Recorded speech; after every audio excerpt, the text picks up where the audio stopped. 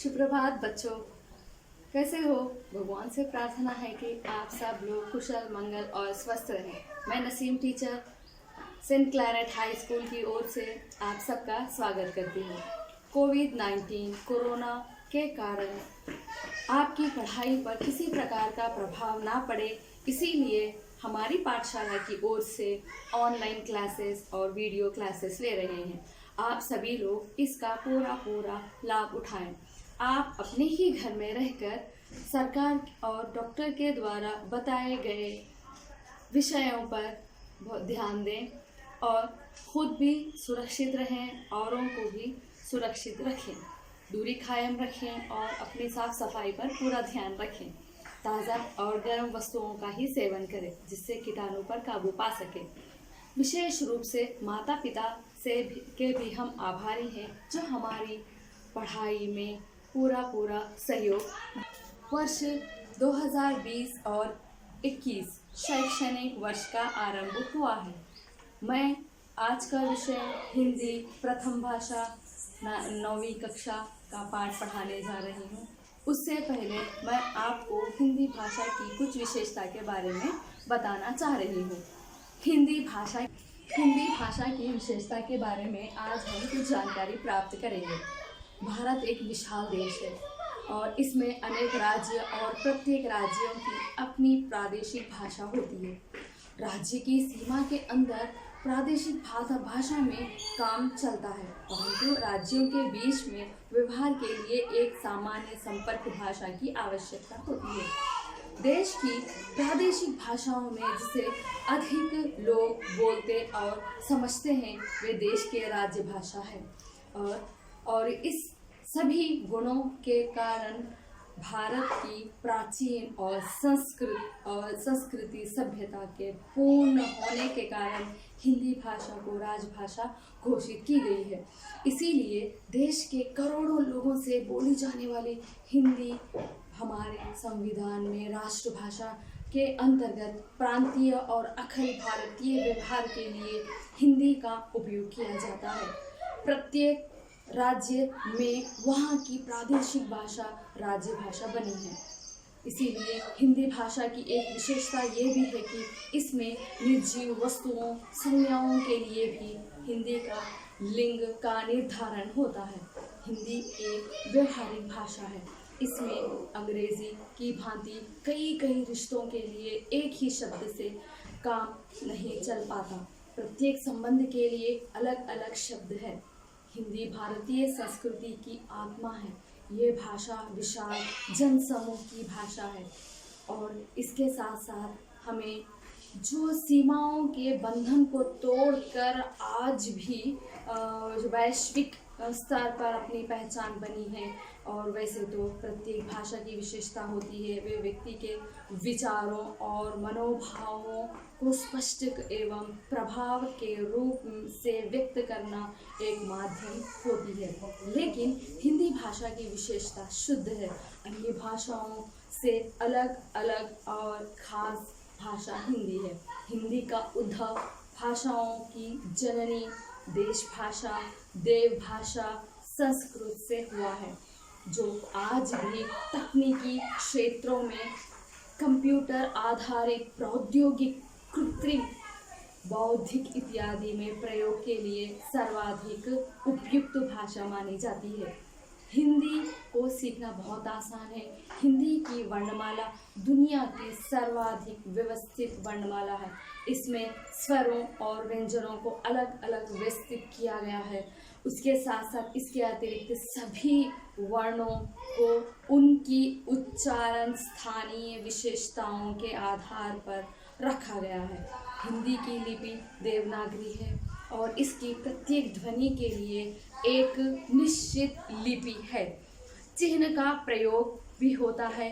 इसीलिए और आइए देश को पुनः विश्व गुरु बनाने के साथ ही हिंदी को भी और विश्व भाषा बनाने की योग्य बनाएंगे।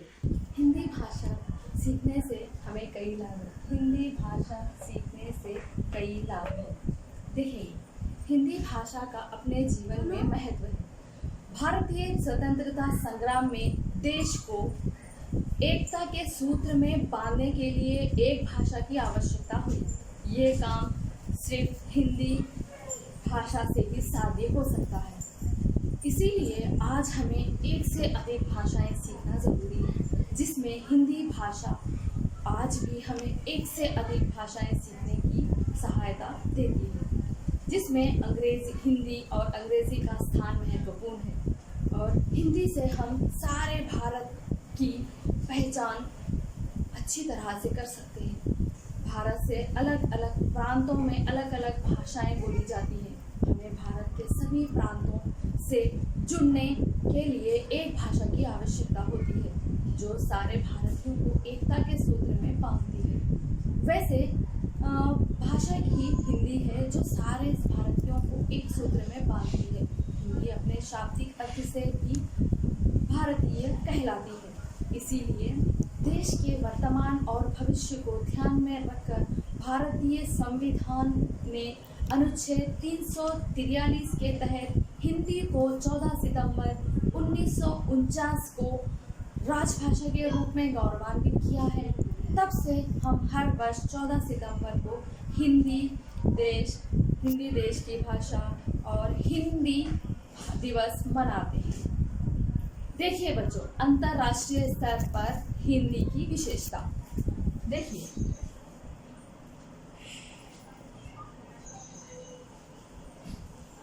अंतर्राष्ट्रीय स्तर पर हिंदी की विशेषता सिर्फ भारत में ही नहीं, पूरी दुनिया में हिंदी की क्या विशेषता है बच्चों, देखेंगे। आज भारत के अलग अलग देशों में और उसके साथ साथ बांग्लादेश, नेपाल, म्यांमार, भूटान, फिजी, युगान और सूरीनाम, त्रिनाड एवं टोबैगो, दक्षिण Africa, Bahrain, Kuwait, Oman, Qatar, Saudi अरब, गणराज्य, Sri Lanka, America, England, Germany, Japan और मॉरिशस, ऑस्ट्रेलिया आदि देशों में भी हिंदी की मांग बढ़ती ही जा रही है। विदेशों में भी हिंदी की रचनाएं लिखी जा रही है, जिसमें वहाँ के साहित्यकारों का भी विशेष योगदान है। ये हम सबके लिए गर्व की बात है कि विदेशों में भी भारतीयों से अलग आपसी व्यवहार करने के लिए वहाँ के लोग भी हिंदी सीख रहे हैं। इस तरह हिंदी भाषा को सीखने के लिए हम आसानी से इसको सीख सकते हैं। जैसे कि घर के बाहर जाते समय, घर के बाहर जितने भी सदस्य हमें मिलते हैं, उदाहरण के लिए कूड़ा कचरे ले जाने वाले व्यक्ति के साथ भी हमें हिंदी में बात करें। दूध वाले के साथ भी हम हिंदी में बात करके हम आसानी से हिंदी सीख सकते हैं। उसके साथ साग सब्जी खरीदते समय दुकान वाले के साथ भी हम हिंदी में बात कर सकते हैं। किराना दुकान में सामान खरीदते समय भी हिंदी में बात करें। और उसके साथ साथ पाठशालाओं में दोस्तों के साथ और अध्यापकों के साथ भी हिंदी बात करके हम आसानी से हिंदी सीख सकते हैं। उसके साथ हम बस स्टैंड में जाएंगे, रेलवे स्टेशन में जाएंगे, कुछ सूचनाएं लिखी जाती है, कुछ गाँव के नाम लिखे जाते हैं, तो इस तरह से भी वो पढ़कर हम हिंदी सीख सकते हैं। उसके साथ साथ बच्चों, हम बैंक में जाकर भी हिंदी के कुछ शब्द लिखे होते हैं बोर्ड पर, वो भी देखकर उसके रोज़ एक एक शब्द के तरह हम उसे हिंदी सीख सकते हैं। बच्चों, वाक्य हिंदी को सीखने के लिए पहल हमें वर्णमाला सीखना चाहिए। उसके बाद मात्राएं सीखनी चाहिए।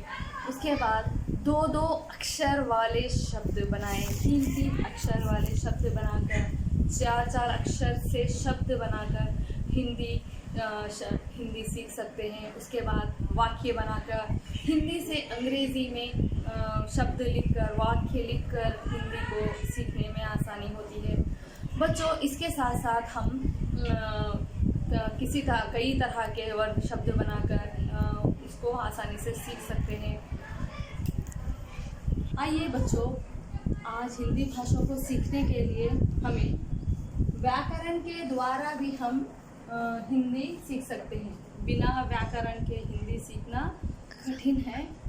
व्याकरण के द्वारा हमें हिंदी सीखने में आसानी होती है। देखो बच्चों, देखिए, संज्ञा, संज्ञा मतलब नाउन। संज्ञा किसी व्यक्ति, वस्तु, स्थान आदि के नाम को बताने वाले शब्द को संज्ञा कहते हैं। देखिए, हर वाक्य में कोई ना कोई व्यक्ति का नाम, वस्तुओं का नाम और स्थान का नाम हम देखते हैं, तो उसे संज्ञा कहते हैं। उदाहरण के लिए राम, कुर्सी, हैदराबाद आदि। इसमें सभी में व्यक्ति का नाम आया है, वस्तु का नाम आया है और स्थान का नाम आया है। ऐसे वाक्य को, ऐसे या शब्द को हम संज्ञा कहते हैं। उसके बाद देखेंगे सर्वनाम, प्रोनाउन।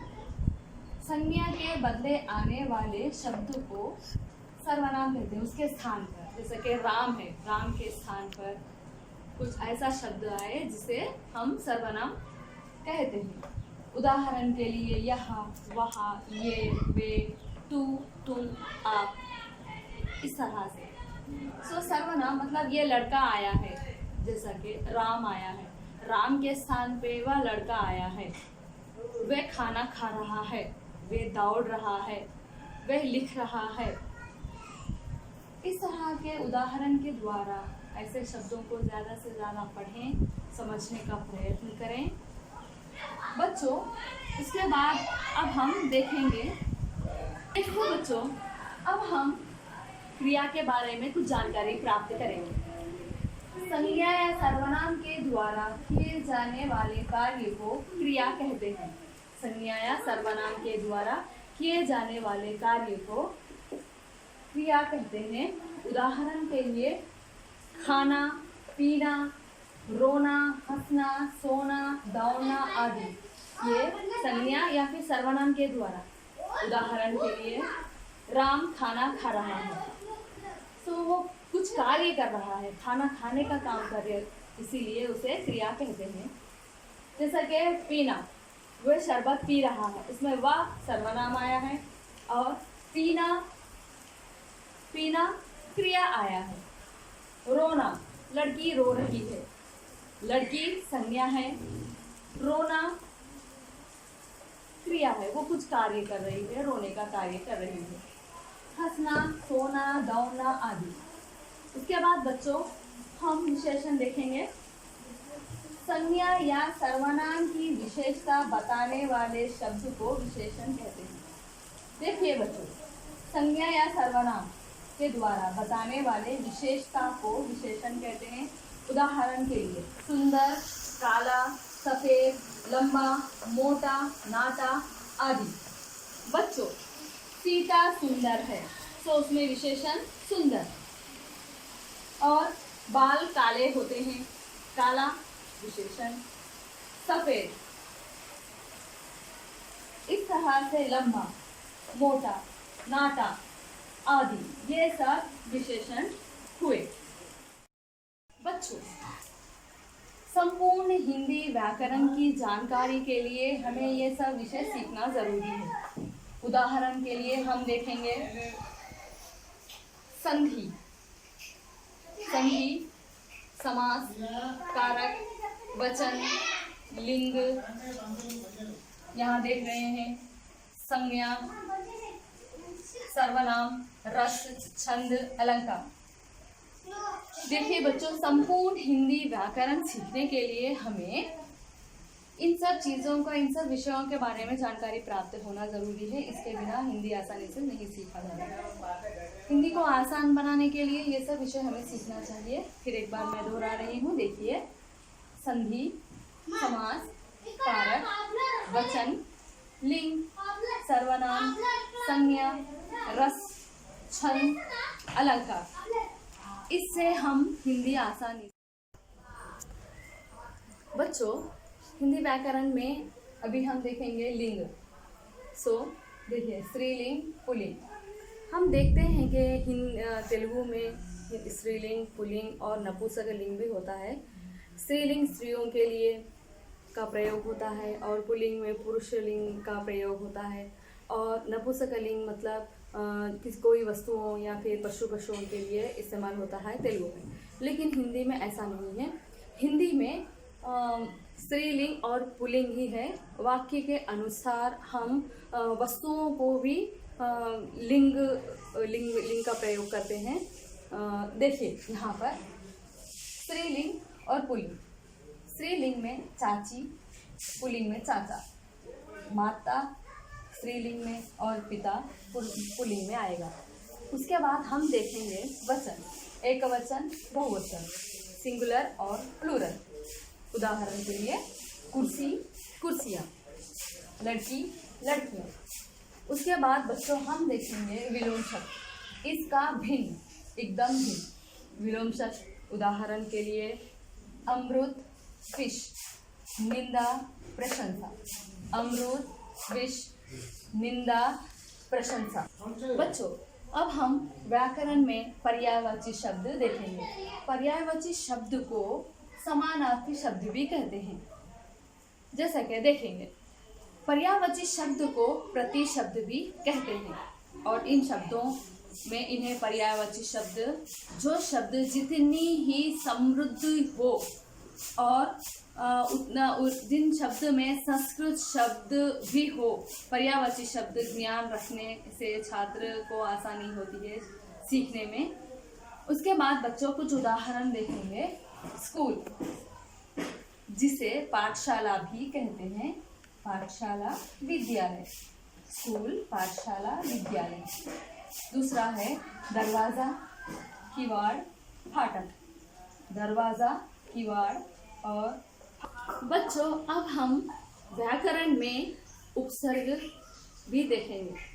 उपसर्ग देखिए बच्चों, उपसर्ग की परिभाषा इस प्रकार है। शब्दों के आदि में, आदि मतलब क्या है? प्रथम। आदि मतलब प्रथम। शब्दों के आदि में जुड़कर उन अर्थों में कोई विशेषता या फिर परिवर्तन लाता है, उसे उपसर्ग कहते हैं। शब्दों के प्रथम या फिर आगे आने से शब्दों में कुछ बदलाव आता है या फिर विशेषता आता है, परिवर्तन आता है, उसे उपसर्ग कहते हैं। विशेषता देखिए इसका, विशेष में वी, विशेष में वी उपसर्ग। लापरवाह, लापरवाह में ला उपसर्ग है। उस प्रकार बच्चों हम देखते हैं उपसर्ग के। उसके बाद हम देखेंगे प्रत्यय। प्रत्यय में हिंदी, संस्कृत या फिर तत्सम और तद्भव आदि शब्द भी अधिक पाए जाते हैं और इनके अलावा हिंदी, उर्दू में भी क्या है, हम उपसर्ग कुछ प्रचलित शब्द भी हम इसमें इसका प्रयोग होता है। बच्चों अब हम देखेंगे प्रत्यय। प्रत्यय की परिभाषा इस प्रकार है। जो शब्द या फिर जो शब्दांश शब्दों के अंत लगाकर उनके अर्थ में कुछ विशेषता लाते हैं, उसे प्रत्यय कहते हैं। जैसे कि प्रत्यय के दो भेद होते हैं, कृत प्रत्यय और तद्धित प्रत्यय कहते हैं। जो शब्दों या फिर शब्दांशों के अंत में लगाकर, जैसे कि हम उपसर्ग में देखते हैं प्रथम में कुछ चेंजेस आए हैं, लेकिन यहाँ पर प्रत्यय में अंत में कुछ बदलाव आता है जिससे शब्द में कुछ विशेषता आती है या फिर परिवर्तन आता है, उसको प्रत्यय कहते हैं।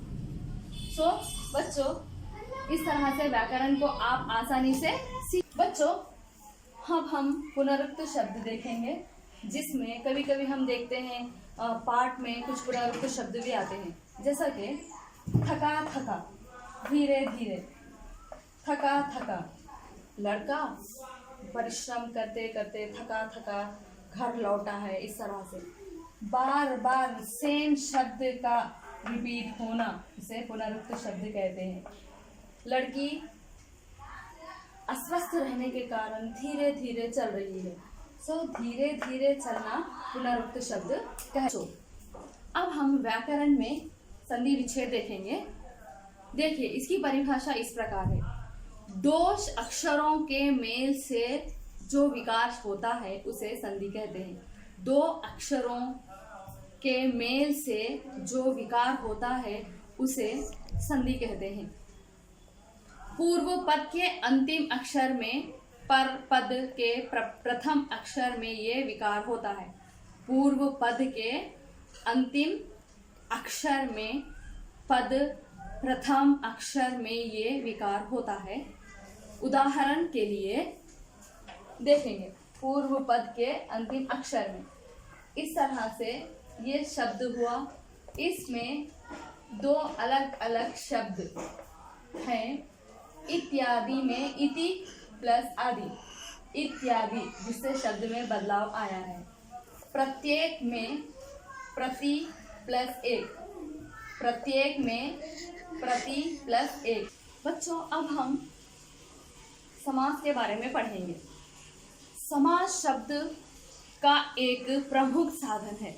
देखिए, समास दो या दो से अधिक शब्दों को आपस में मिलकर एक स्वतंत्र शब्द की रचना कर देना है। इस मेल को समास और या फिर मिले हुए शब्दों को सामासिक शब्द या फिर समासपद कहते हैं।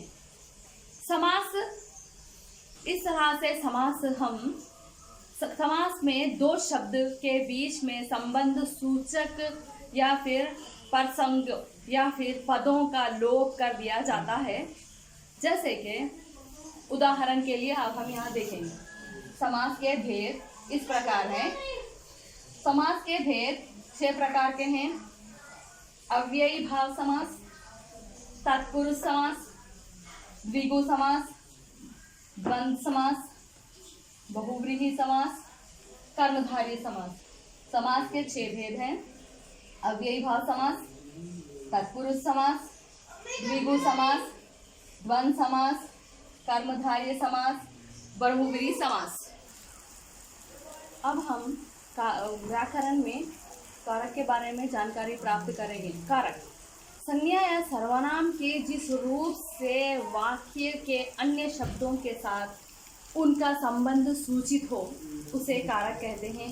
हिंदी भाषा में 8 कारक है। कारकों को बोध कराने के लिए संज्ञा के आगे जो प्रयत्न लगाए जाते हैं उन्हें विभक्तियाँ कहते हैं।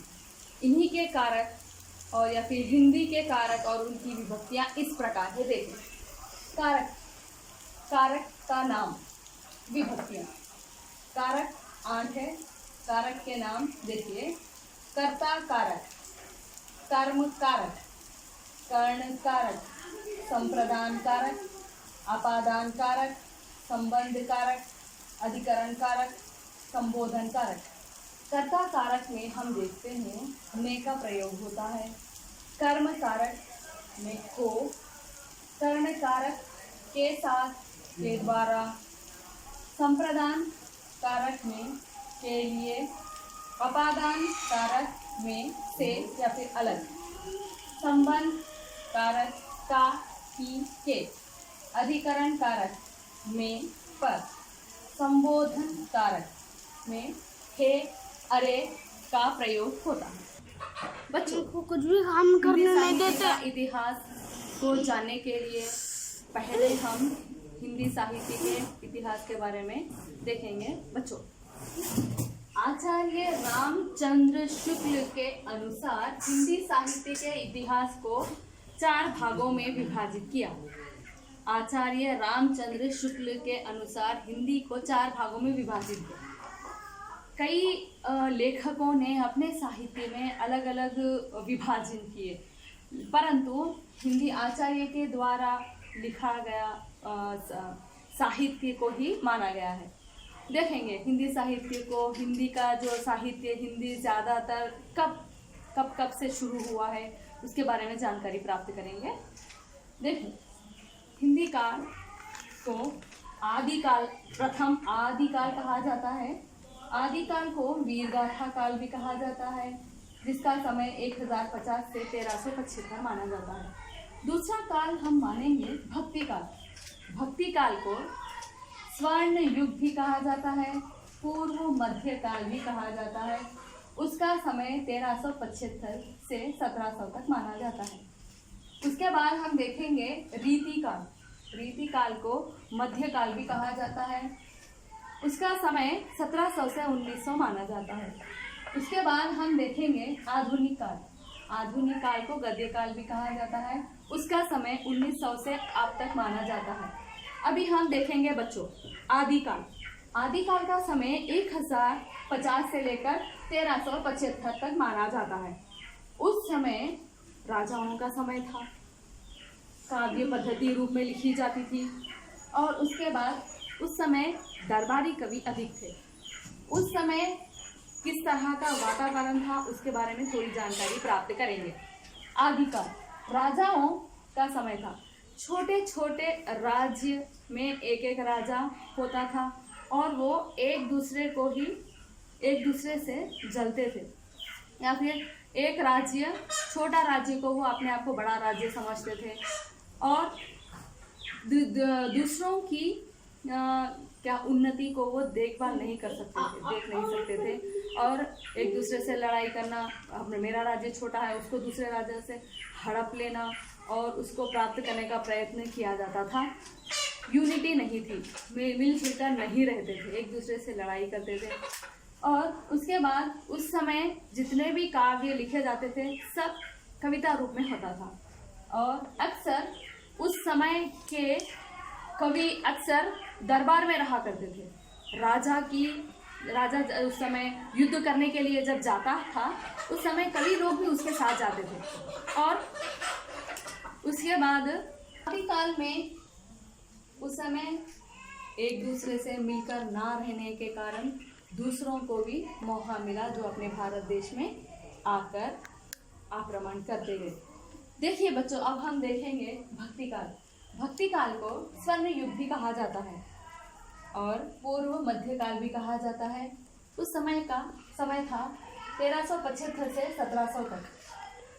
इसमें भक्ति का प्रवाह बहुत ही बढ़ता गया, क्योंकि जितनी भी प्रजा थी, लोग थे, वो सब लोग भगवान के ऊपर बहुत विश्वास करने लगे। उनका रक्षक सिर्फ भगवान ऐसा मानते थे और ज़्यादातर लोग उस समय सन्यासों में मिल गए, संतों में मिल गए। ज़्यादातर जंगलों में अपना समय बिताते थे। बहुत सारे लोग घर दार सब छोड़कर जंगल में रहकर तपस्या करने लगे। इस तरह से उस समय का जो टाइम था वो समय ज़्यादातर पूजा में वगैरह में ही बिताता गया, इसीलिए उसे स्वर्ण युग भी कहा जाता है।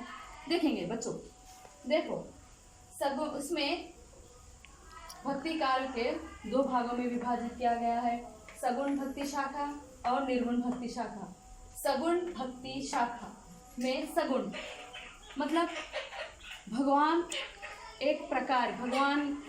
में जो विश्वास रखने वाले लोग जो भगवान को एक प्रकार या फिर एक रूप, उसका आकार को मानने वाले, जिसमें देखिए राम भक्ति शाखा में हम देखेंगे तुलसीदास जी, और उसी में कृष्ण भक्ति शाखा में हम देखेंगे सूरदास और मीराबाई। इस तरह से हम यहाँ देखते हैं कि राम भक्ति शाखा में सिर्फ सगुण भगवान का एक आकार को मानने वाले राम भक्त कौन है? तुलसीदास। सिर्फ राम भगवान पर ही विश्वास करते थे, उनके बारे में ही कविता लिखते थे, उनके बारे में ही पद लिखते थे। कृष्ण भगवान को मानने वाले सूरदास और मीराबाई मानते हैं। अब यहाँ पर हम देखेंगे निर्गुण भक्ति शाखा। निर्गुण भक्ति शाखा में हम देखेंगे उसको दो भागों में विभाजित किया गया, जैसा कि संत काव्य धारा में हम देखते हैं ज्ञानाश्रयी शाखा, जैसा कि उसमें नानक, रैदास, तुलसी। और उसके बाद दूसरा भाग है सूफी काव्य धारा में हम देखते हैं प्रेमाश्रय शाखा, जिसमें मलिक मोहम्मद जायसी। इस तरह से बच्चों हम इस काल के बारे में, आदिकाल और भक्ति काल के बारे में पढ़ा। अभी हम देखते हैं रीतिकाल उस समय उत्तर मध्यकाल भी कहते हैं, उसका समय है 1700 से 1900 तक माना जाता है। उस समय भगवान की पद्धति के साथ, भक्ति के साथ साथ कुछ और धाराओं पर भी लोग जाते गए, जैसा कि हिंदू और मुसलमान दो जो मेन धर्म माना जाता है, और वो धर्म एक दूसरे से मिलने लगे, क्योंकि भक्ति काल में हम देखते हैं उस समय दो अलग अलग वर्ग थे जो एक दूसरे के दुश्मन बने हुए थे। और जैसे रीतिकाल में जब हम देखते हैं, ज़्यादातर मुसलमान राज्यों का हुकूमत हो गई थी, जिसकी वजह से ये एक दूसरे से मिलकर रहने लगे, रीति रिवाज रस्म वगैरह एक दूसरे से मिलकर करने लगे, इसीलिए उस काल को रीतिकाल भी कहा जाता है। आदिकाल, भक्ति काल और रीति काल में काव्य कविता के रूप में ही लिखा जाता था, लेकिन जब हम देखते हैं आधुनिक काल को गद्य काल भी कहा जाता है। उसका समय 1900 से आज तक माना जाता है। देखो बच्चों, लेकिन इस समय से ही हिंदी का ज़्यादा प्रचार और प्रसार बढ़ने लगा, क्योंकि उस समय से ही हिंदी को ज़्यादातर लोग बोलने, पढ़ने, सीखने लगे। इसमें नाटक, कहानी और क्या है, रिपोर्टाज और कई ऐसी पत्र लेखन वगैरह, कई ऐसी पद्धति जो हिंदी को लेखन कार्य में लिखने का आरंभ हुआ है, जो आज तक चला आ रहा है। के विषय में थोड़ी और जानकारी देंगे। देखिए, भक्ति काल को पूर्व मध्यकाल भी कहा जाता है। उस समय भगवान भक्ति की धारा जोरों पर चल रही थी। रहस्यवादी का प्रारंभ था। साकार और निराकार ब्रह्म की उपासना, आध्यात्मिक व सदाचार की प्रेरणा, पद्धति, साक्ष्य, वर्णन, लोक कल्याण की भावना और जातियों और उपजातियों में भेद, आत्मीयता का भाव, छुआछूत और कठोर नियम, समाज दो वर्गों में विभाजित था, स्त्रियों की दयनीय दशा थी। भक्ति काल के कबीर संत और या फिर साधुओं के आचरण करते थे और उनके जीवन में शिक्षा ग्रहण करके साधारण व्यक्ति अपने जीवन को सुधार लेते थे। और भारत में अनेक साधु संत हुए थे, जिसमें से हमें प्रेरणा प्राप्त कर सकते हैं। और संत लोग और अनेक कष्ट सहकर भारतीय समाज का उद्धारण करते थे। नमस्कार बच्चों, देखिए कैसा आज हम हिंदी इतिहास के बारे में बहुत कुछ पढ़ चुके हैं। अब देखेंगे हम लोग प्राचीन काल के कवियों में कुछ कवियों को जानते ही हैं, उसके बारे में हमने कई कक्षाओं में पढ़ा है, जैसे कि तुलसीदास, कबीरदास, मीराबाई और सूरदास और अनेक प्रख्यात कवि के बारे में हम जानते हैं। संत कवि भक्ति काल के कवियों में से कई कवि है, जिसमें से आज हम देखते हैं कबीरदास के बारे में पढ़ना चाहते हैं। देखिए बच्चों, कबीर के अनेक दोहे प्रचलित हैं, जैसा कि वो हमारे जीवन में बहुत महत्व भी रखते हैं। काल करे सो आज कर, आज करे सो अब, पल में पल हो ये गो, बहु भी करोगे कब। काल करे सो आज कर, आज करे सो अब, पल में पल हो ये गो, बहु भी करोगे कब। इसका भाव है कल का काम आज करो और आज का काम अभी करो, क्योंकि पल में प्रलय हो जाता है, किसी को नहीं मालूम। दूसरे पल में क्या हो सकता है कोई नहीं जानता। हमारे जीवन में ये संसार कभी भी नष्ट हो सकता है, अनेक अनहोनियाँ भी हो सकती है। तो फिर भी ये काम कब करोगे, कब होगा, तो करने का मौका हमें कब मिलेगा नहीं जानते। इसीलिए कामों को टालना नहीं चाहिए। ये समय के बारे में भी सीख देते हैं। छात्र जीवन में भी समय का बड़ा महत्व है, इसलिए समय सारिणी बनाकर हर काम समय पर पूर्ति करना चाहिए। काम समय पर करने के लिए दिलचस्पी पैदा होनी चाहिए और समय का सदुपयोग भी करेंगे और वे व्यक्ति आगे बढ़ेगा। बच्चों, आज हम कबीरदास की भक्ति के बारे में बताएंगे। कबीर भक्ति काल के क्रांतिकारी कवि माने जाते हैं। क्रांतिकारी मतलब एक रेवोल्यूशन लाने वाले कवि, या फिर जैसा कि तेलुगु में कहा देखते हैं हम वेमना। ऐसे क्वालिटीज उनमें थे कि जो महान कवि माने जाते हैं। अपने समय के प्रचलित कवि भी होते हैं। और हिंदू मुस्लिम के वाद विवाद उनके समय में बड़े जोरों पर था। समय में बहुत ही प्रचलित था, और जिससे कि समाज में कुरीतियाँ फैली हुई थी और अंधविश्वास पर बहुत सारे लोग मानते थे, और समय दो वर्गों में बटा हुआ था। उस समय समाज में शांति की आवश्यकता थी। ऐसे समय में कबीर का आना शांति की ओर सुखद का पवन चलना महान माना जाता था। कबीरदास 100 वर्ष तक उनका जीवन चला। शुरू।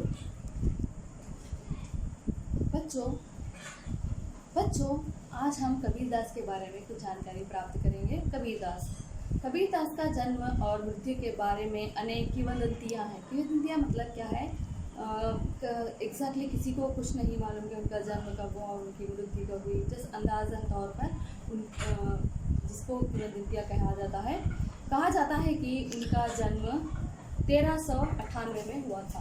उनका जन्म 1398 में हुआ था और उनकी मृत्यु काशी में हुई थी और सन 1518 में उनकी मृत्यु हुई थी। और उनका मृत्यु मगहर में हुआ था। और कबीर की विविधता और शिक्षा नहीं पाई थी। उन्होंने किसी गुरु के पास जाकर शिक्षा नहीं पाई थी और वो समाज को सुधारने में बहुत प्रयत्न किए, परंतु वे अपनी विद्या, सत्संग और या फिर पर्यटन तथा अनुभव से अपना ज्ञान प्राप्ति किया था। और कहा जाता है कि उनका जन्म जिसका भी जन्म काशी में मानते हैं वो स्वर्ग में जाता है, और जिसकी भी मृत्यु मगहर में होती है तो कहा जाता है कि वो नर्क में जाएगा। लेकिन उन्होंने कर दिखाया कि अगर मगहर में मेरी मृत्यु हुई तो मैं भी स्वर्ग में जाऊंगा, क्योंकि हमारे अच्छे कर्म से ही हम स्वर्ग और नर्क में जा सकते हैं। भक्ति कालीन निर्गुण संत परंपरा के प्रमुख कवियों में कबीर की रचनाएं मुख्यतः ग्रंथावली में बीज ग्रंथावली में संग्रहित है, किंतु कबीर पंथ में उनकी रचनाओं का संग्रह बीजक में प्रमाणित माना जाता है और वे कुछ रचनाएं कुछ गुरु ग्रंथ साहिब में भी संकलित है। कबीर अत्यंत उदार, निर्भीक तथा सद्गुरु इस तरह से सद्गृहस्थ संत थे और राम और रहीम को एकता मानने में विश्वास रखते थे। और इस तरह से ईश्वर के नाम पर चलने वाले हर एक तरह के पाखंडी या फिर भेदभाव और या फिर कर्म का संधन मानते थे। इस तरह से अपने विचार उन्होंने अपने काव्य में धार्मिक और सामाजिक भेदभाव से मुक्त मनुष्य की कल्पना की और ईश्वर प्रेम और ज्ञान तथा और वैराग्य, गुरु भक्ति और सत्संग और साधु महिमा के ऊपर बहुत ज़्यादा ध्यान दिया है। इस तरह से आत्मबोध, साधु महिमा के साथ आत्मबोध और जगत बोध की अभिव्यक्ति उनकी काव्य में हुई है। कबीर की भाषा ही महान और उनकी काव्यात्मक की शक्ति और जन भाषा के निकट होने के कारण उनकी भाषा काव्य भाषा दार्शनिक एवं चिंतन को सरल ढंग से व्यक्त की शक्ति थी। उनकी भाषा जन भाषा थी जो आसानी से लोग समझ सके। अभी देखिए प्रस्तावना प्रसंग में, देखो बच्चों, प्रस्तावना प्रसंग में अपने पुस्तक में बाद में प्रस्तावना प्रसंग ध्यान से देखें बच्चों। देखिए, नर नारायण स्वरूप है, सारी दुनिया में परमेश्वर भरा है। नर नारायण स्वरूप है, सारी दुनिया में परमेश्वर भरा है और इस परमेश्वर की सेवा हमारे हाथों होनी चाहिए। परमेश्वर की पूजा यानी दीन दुखियों की सेवा करना है, ऐसा विनोबा जी ने कहा है। प्रश्न दिए गए हैं, आप अपनी पुस्तक में ध्यान से देखिए विनोबा जी परमेश्वर की सेवा किसे मानते हैं? बच्चों, विनोबा जी दीन दुखियों को परमेश्वर की सेवा मानते हैं। जो भी दीन दुखियों की सहायता करता है वो भगवान की सेवा के समान है। उनका कहना है कि हमको ईश्वर ने बनाया है। संसार में अनेक प्राणी दुखी हैं। हम भी देखते हैं कि संसार में कई प्राणी दुखी हैं। जैसा कि यदि हम उनकी सहायता करें तो ईश्वर प्रसन्न होंगे। वे ईश्वर की ही सेवा, पूजा अर्चना को नहीं मानते, ईश्वर की नहीं मानते, जन सेवा ही सबकी सेवा मानते हैं। इस तरह आप यहाँ पर देखिए दूसरा प्रश्न, आप किस प्रकार की सेवा करना चाहेंगे? बच्चों, आप भी अपना ध्यान लगाएं और देखिए कि आप किस प्रकार की सेवा करना चाहेंगे। बच्चों, मैं अपना बता रही हूँ, मैं जन सेवा या फिर दीन दुखियों की, जो गरीब लोग हैं ऐसे लोगों की सहायता करना चाहूँगी। उसके बाद देखिए बच्चों, तीसरा प्रश्न जब देखेंगे, समाज सुधारक कबीर के बारे में आप क्या जानते हैं? बच्चों, मैंने आपको बहुत कुछ बताया है कबीरदास के बारे में। ध्यान से अपने पुस्तक में देखिए, पढ़िए, कुछ जानकारी प्राप्त कीजिए कबीरदास के बारे में और अपनी पुस्तक में लिखिए। यहाँ मेरी क्लास समाप्त करती हूँ। आप अपना ध्यान पढ़ाई में लगाइए, समय व्यर्थ ना कीजिए, अपना ख्याल रखिए। धन्यवाद बच्चों।